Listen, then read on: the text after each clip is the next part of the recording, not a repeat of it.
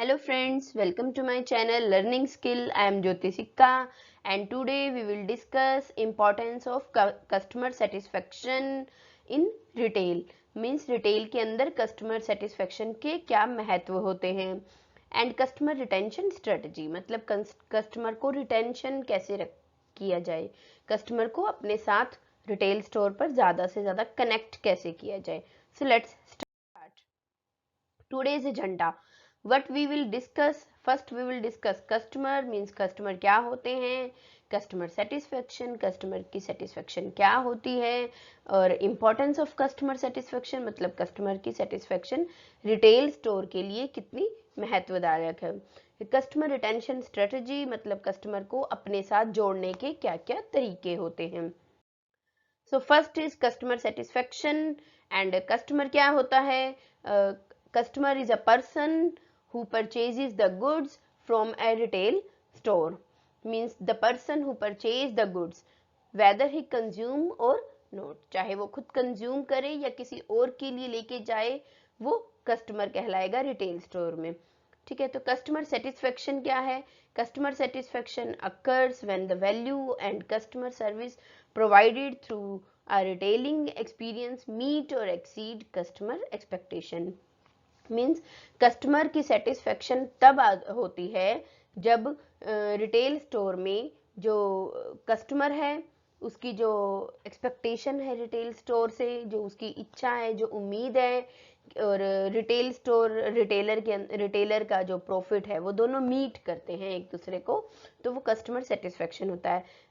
जैसे कि लुक मैंने कुछ पैसे खर्च किए हैं किसी प्रोडक्ट को खरीदने के लिए और मुझे बाद में लगा कि मैंने तो ज़्यादा पैसे खर्च कर दिए हैं, मुझे इससे कम में ये प्राइस मिलना चाहिए था, तो means I am not satisfied there.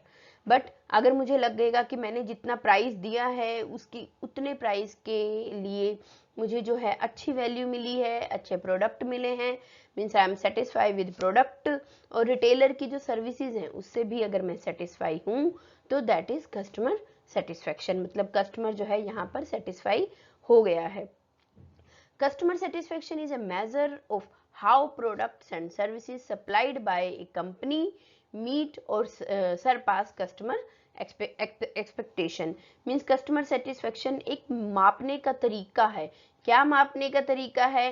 Product और सर्विसेज जो रिटेलर सप्लाई कर रहा है कस्टमर को और जो कस्टमर खरीद रहा है, उन दोनों के बीच में बैलेंस हुआ है या नहीं.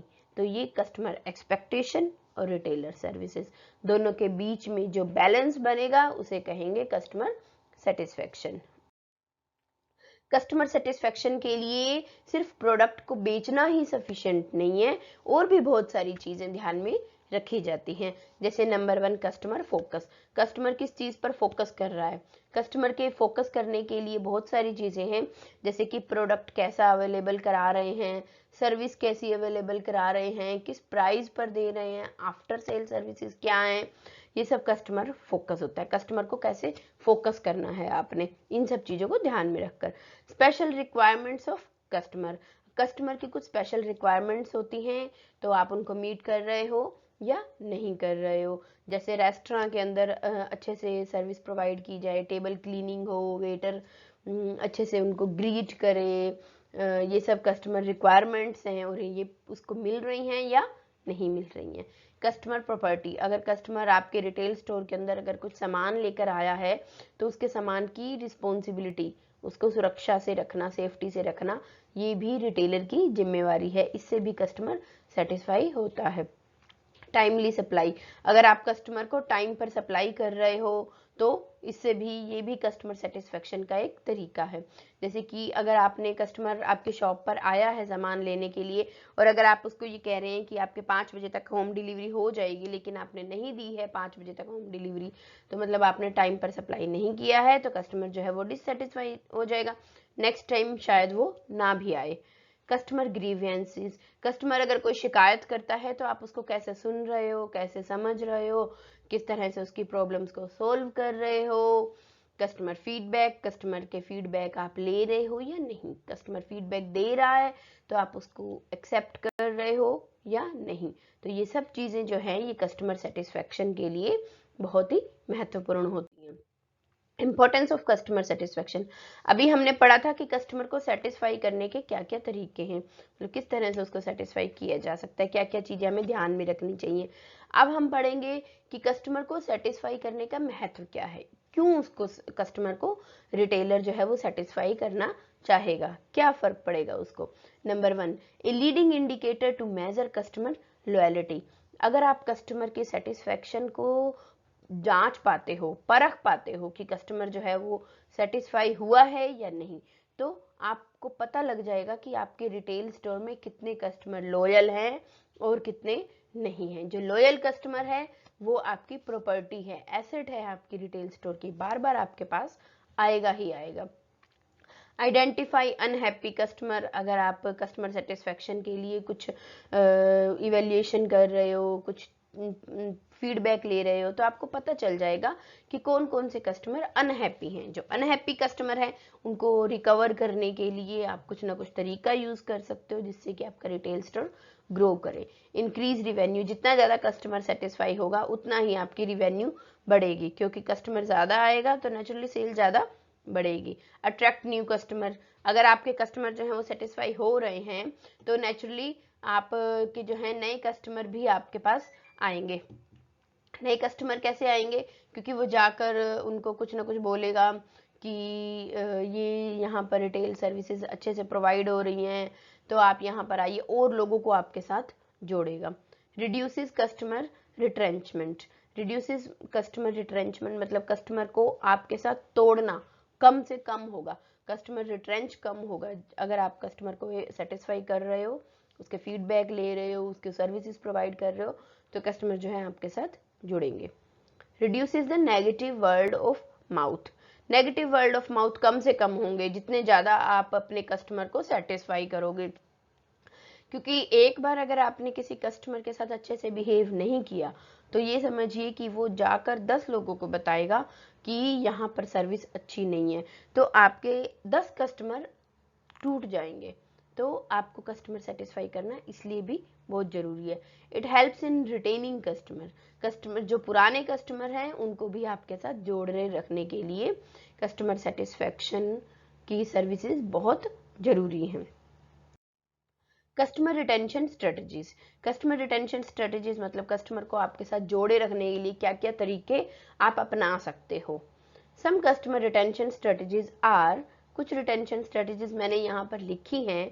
Number 1, writing blogs for educating customers. अगर आपके पास ऐसे कस्टमर आ रहे हैं जो कि एजुकेटेड हैं, पढ़े लिखे हैं, मान लो वो ट्विटर पर हैं या फेसबुक पर हैं या यूट्यूब पर हैं, तो या ब्लॉग्स पढ़ते हैं, तो आप अपने उनके लिए ब्लॉग्स के लिए अलग से कॉलम बना सकते हो, उनके लिए फैसिलिटी प्रोवाइड कर सकते हो, सेक्शन दे सकते हो जहाँ पर वो आपकी कंपनी के बारे में, आपकी सर्विसेज के बारे में, आपके प्रोडक्ट्स के बारे में और ज़्यादा नॉलेज गेन कर पाएंगे। तो ट्रांसपेरेंसी आ जाएगी। जितनी ज़्यादा ट्रांसपेरेंसी होगी रिटेलर में और कस्टमर में, उतना ही जो कस्टमर है वो सेटिस्फाई होगा। Sending email for special promotions.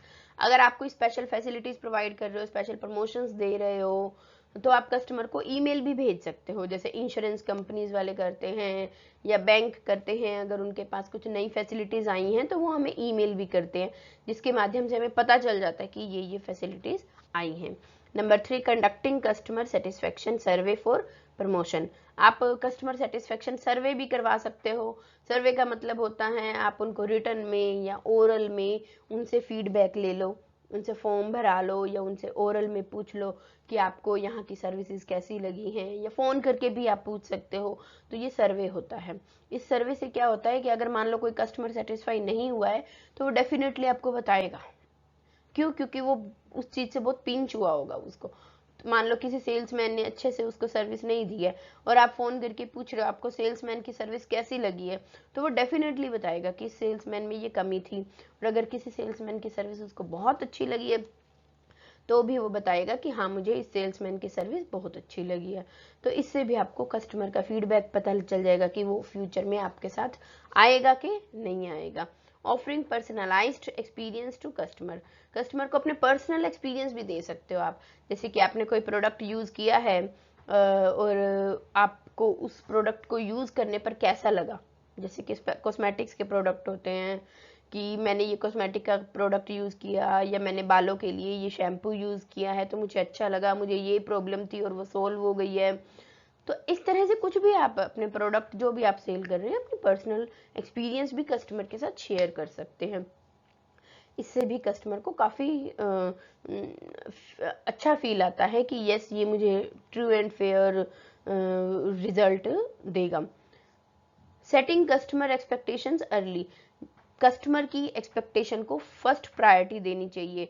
जैसे ये नहीं है कि पहली प्रायोरिटी मुझे मिलनी चाहिए, मैं रिटेलर हूँ, लाइक मुझे अभी मैं बिज़ी हूँ, बात नहीं कर सकता, फ़ोन पर बात कर रहा हूँ, बिज़ी हूँ, कस्टमर आया है तो मैं अपने फ़ोन पर ही लगा हुआ हूँ, मैंने उसको अटेंड ही नहीं किया। नहीं, ऐसा नहीं करना चाहिए। इमीडिएटली फ़ोन कट करो एंड कस्टमर से बात करो, कस्टमर को लगेगा कि हाँ मुझे स्पेशल अटेंशन मिली है। Using social media to build group of engaged customer, कुछ कस्टमर्स ऐसे होते हैं जो सोशल मीडिया पे जुड़े होंगे आपके साथ, जैसे फेसबुक पर, यूट्यूब पर, ट्विटर पर, तो आप वहाँ पर भी अपने प्रमोशंस कर सकते हो, अपने प्रोडक्ट्स के यूजेस, क्वालिटीज़, उनका डिस्क्रिप्शन या अपनी कंपनी की सर्विसेज, ये सब आप वहाँ पर बता सकते हो। हमने जो है customer retention strategy, customer satisfaction and importance of customer satisfaction, 3 topics यहाँ पर कवर किए हैं रिटेल स्टोर में।